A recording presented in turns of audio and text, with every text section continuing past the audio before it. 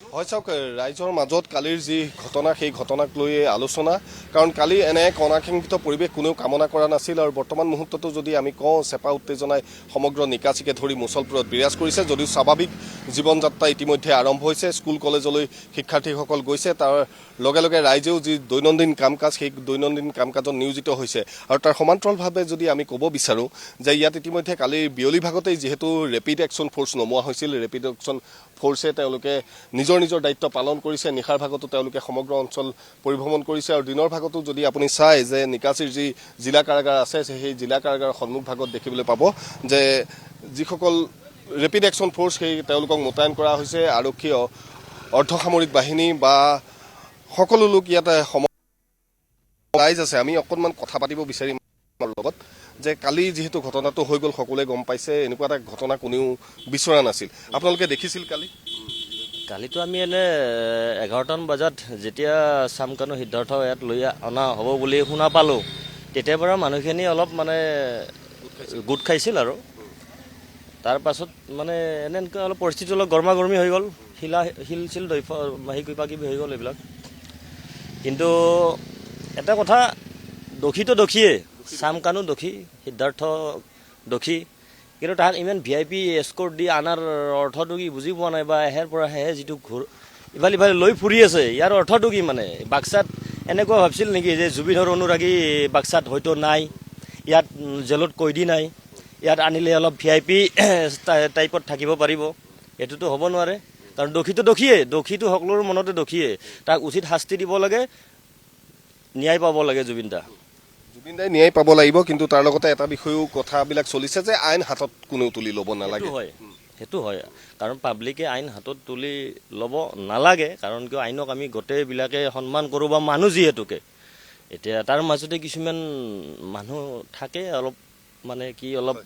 মানে আৱেগিক হৈ থাকে আৰু এইটোৰ কাৰণে কিবা অলপ সেই হ'ল আৰু গৰমাগৰমি হ'ল কিন্তু এতিয়া বৰ্তমান আজিৰ তাৰিখত বৰ্তমান এতিয়া ঠিকেই আছে পৰিস্থিতিটো বৰ্তমান এতিয়া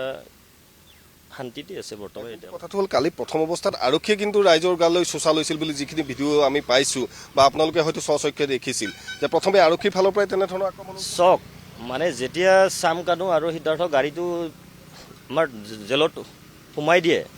তেতিয়া ৰাইজখিনি অলপ মানে কি প্ৰতিবাদ কৰি আছিল মানে চামকানু বেগ মুৰ্দাবাদ মানে কিবা কিবি এনেকৈ অলপ প্ৰতিবাদ চলি আছিল তেতিয়ালৈকে ঠিকেই আছে তেতিয়া কোনো একো প্ৰব্লেম হোৱা নাই যেতিয়া মানে ভিতৰৰ পৰা ওলাই আহি ডাইৰেক্ট যেতিয়া কোব আৰম্ভ দিলাক তেতিয়া মানে এতিয়াৰ উপায় নাই না কথাটো আপোনালোকো আছিলে যিহেতু আপোনালোক বাহিৰতো আছিলে বা দেখিছিলে গোটেই ঘটনাটো কেনেধৰণৰ কি হৈছিল প্ৰথমে আহি আৰক্ষীয়ে লাঠিচাৰ্জ কৰিছিলে ফাৰ্ষ্ট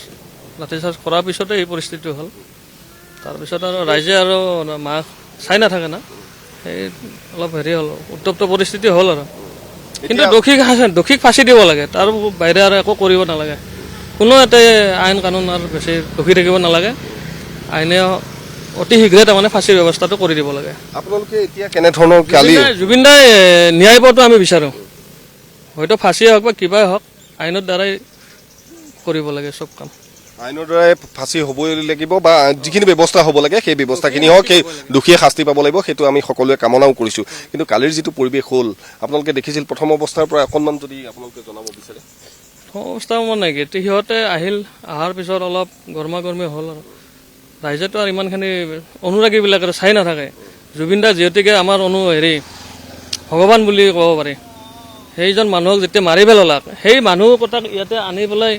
আপোনাৰ কোনো সুৰক্ষা দিয়াৰ দৰকাৰ নাইতো ৰাইজৰ মাজত এৰি দিলে হৈ গ'ল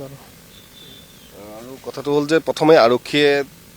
লাঠিচাৰ্জ কৰিছিল নেকি বা আপোনালোকক একো জনোৱা নাছিল মাইক যোগেও জনোৱা নাছিল মাইক যোগে জনোৱা নাছিল আৰক্ষীয়ে ডাইৰেক্ট লাঠিচাৰ্জ কৰি দিলে কৰি দিয়াৰ পিছত পৰিস্থিতিটো বয়াত দেখি গুচি গ'ল এনেকুৱাই এনেধৰণৰ এয়া হৈছে স্থানীয় লোক যিসকল কালিৰ দিনটোত উপস্থিত আছিল তেওঁলোকৰ সেই একেটা কথাই যে আৰক্ষীয়ে যিটো ভূমিকা ল'ব লাগিছিল পাৰ্থপ্ৰতিম বৰুৱা আপোনাক এই মুহূৰ্তত ধন্যবাদ জ্ঞাপন কৰিছোঁ